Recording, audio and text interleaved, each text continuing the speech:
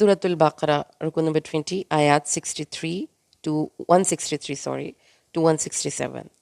Let's begin its reading. أعوذ بالله من الشيطان الرجيم. بسم الله الرحمن الرحيم. إن في خلق السماوات والأرض واختلاف الليل والنهار والفلك التي تجري في البحر بما ينفع الناس وما أنزل الله من السماء من ماء فأحيا به الأرض بعد موتها وبث فيها من كل دابة وتصريف الرياح والسحاب المسخر بين السماء والأرض لآيات لقوم يعقلون. إن في خلق السماوات والأرض. Indeed, in the creations of the heavens and the earth. From the very beginning, Allah invites us to look at universe, not just with awe, but with curiosity. The stars, galaxies, planets, and the structures of the earth itself are not random.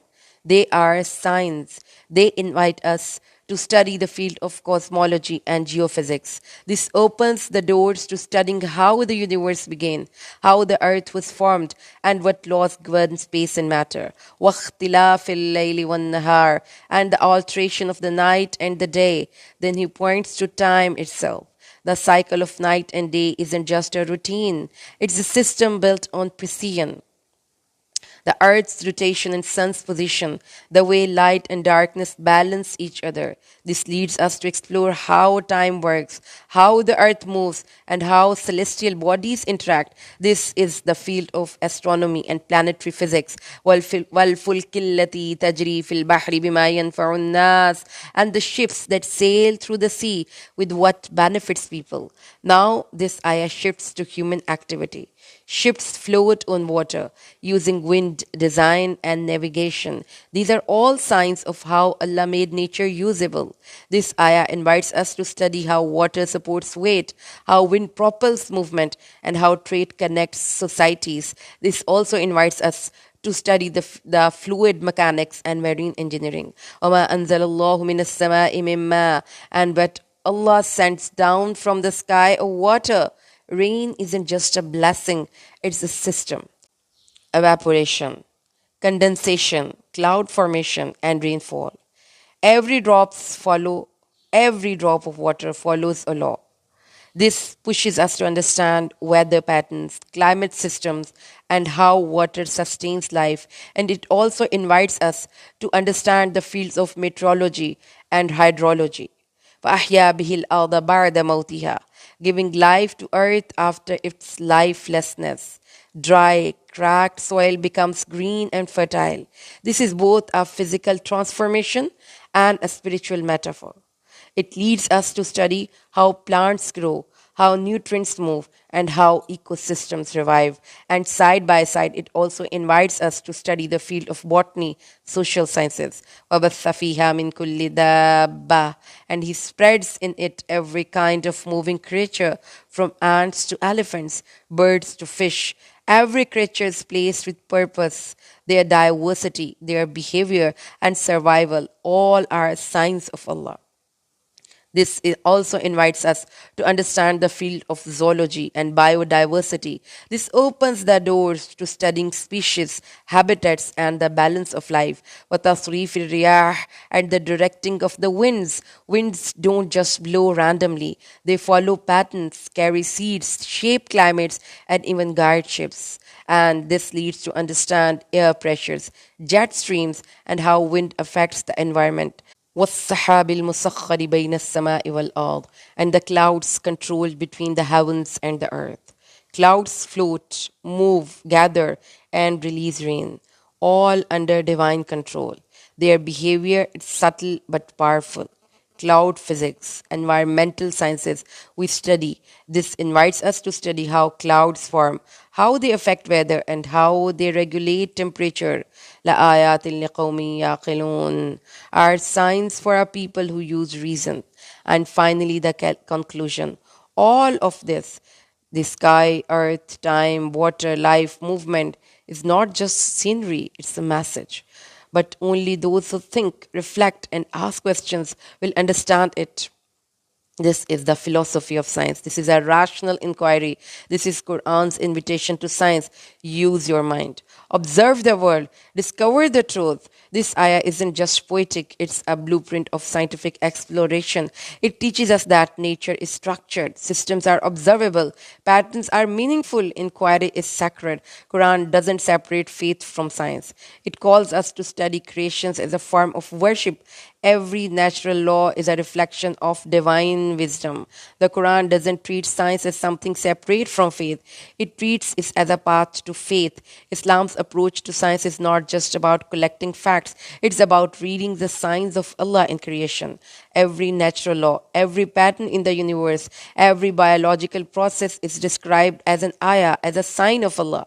That means studying nature is not just allowed, it's encouraged, it's recommended. It's a form of worship when done with humility and purpose. Islam doesn't ask us to believe blindly, it asks us to observe, reflect, and reason. That is why the Quran repeatedly says, لَعَلَّكُمْ تَعْقِلُونَ, so that you may use your reason.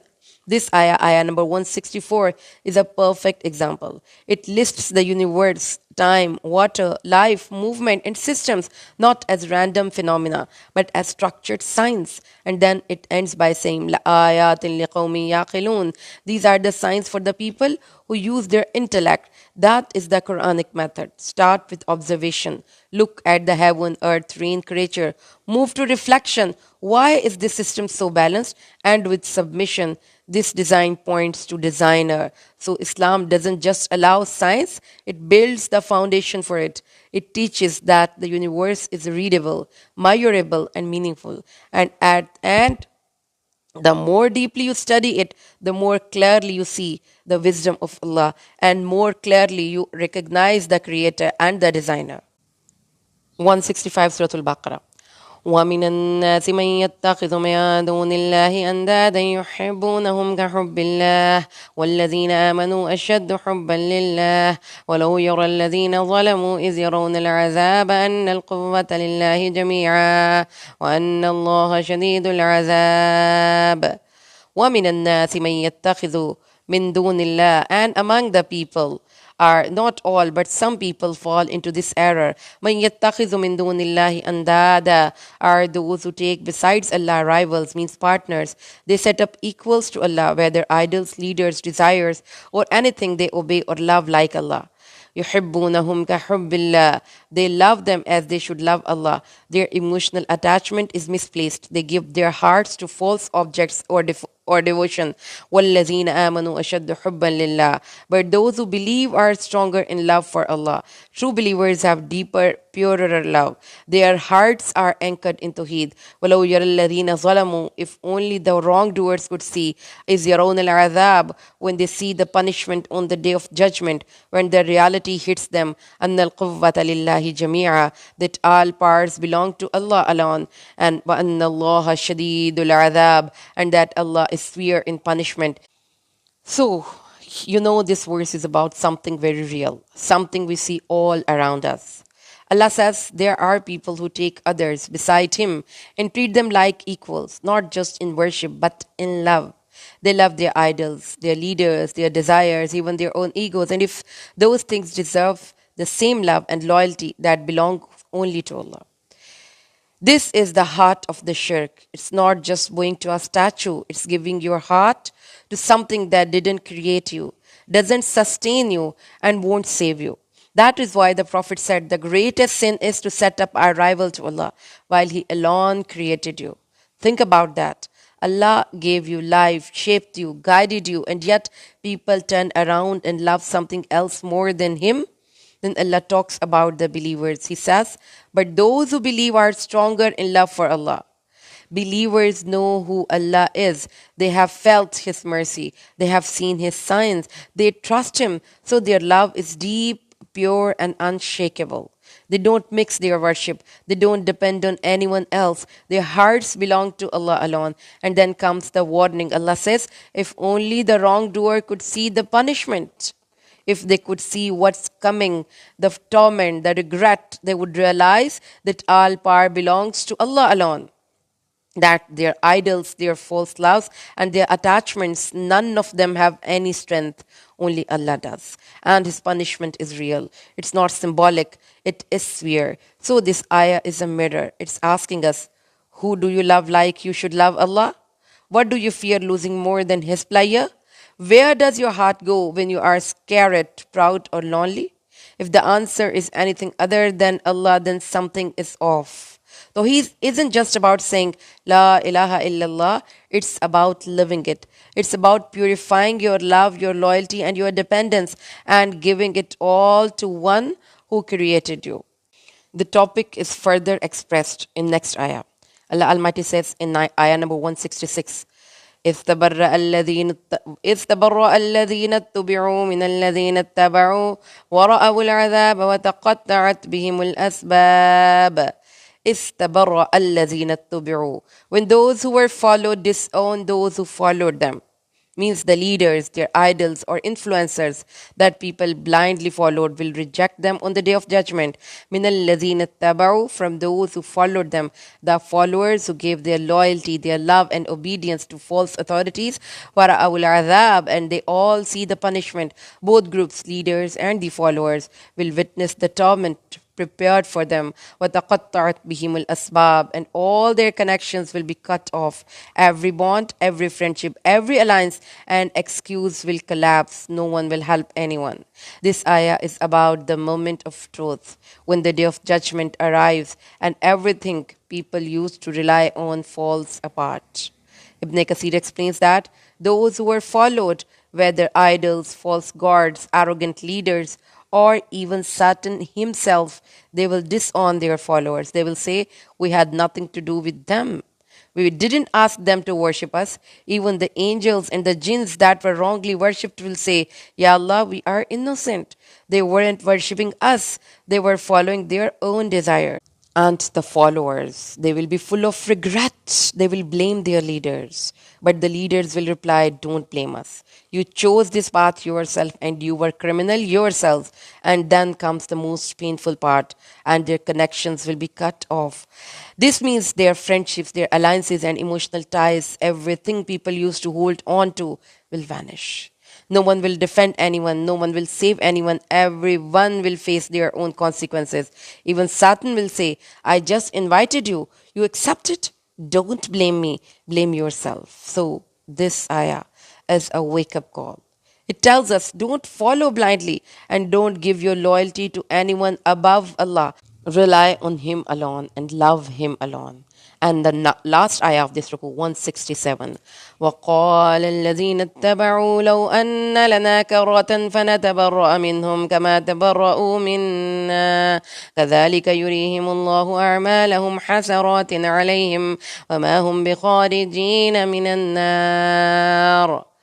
وَقَالَ الَّذِينَ اتَّبَعُوا, and those who followed will say, the people who blindly followed idols, leaders or false influencers, they will say, لَوْ أَنَّ لَنَا كَرَّةً, if only we had one more chance to return to worldly life. They will wish they could go back and fix their mistakes. فَنَتَبَرَّأَ مِنْهُمْ كَمَا تَبَرَّؤُوا مِنَّا, we would disown them just as they disowned us. They want to reverse the betrayal. Their leaders have abandoned them, so now they want to abandon them too. كَذَلِكَ يُرِيهِمُ اللَّهُ أَعْمَالَهُمْ حَسَرَاتٍ عَلَيْهِمْ, and thus Allah will show them their deeds as regrets upon them. Their actions will be displayed before them, not as achievements, but as deep regrets. وَمَا هُمْ بِخَارِجِينَ مِنَ النَّارِ, and they will never get out of the fire. Their punishment is permanent. There is no escape. This ayah is about the regret that comes too late. On the day of judgment, those who followed false leaders, idols, or influencers will cry out, if only we had one more chance, we would leave them the way they left us. But this is just talk. If they were given another chance, they would go right back to the same sin. Allah knows their hearts. That is why He says, Allah will show them their deeds as regret. Everything they did, every act of worship to false gods, every moment of loyalty to the wrong people will be shown to them not just as good deeds, but as wasted efforts. The story Allah Almighty has described in other verses.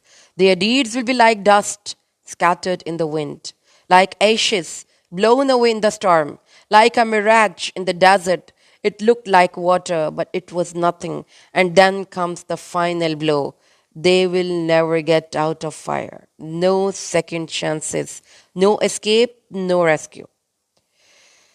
Ibn Kathir in this ayah tells us that regret after death is useless. False leaders won't save you, they will abandon you. Deeds done without sincerity or taheed are empty. The only way to avoid this fate is to follow truth now, not later.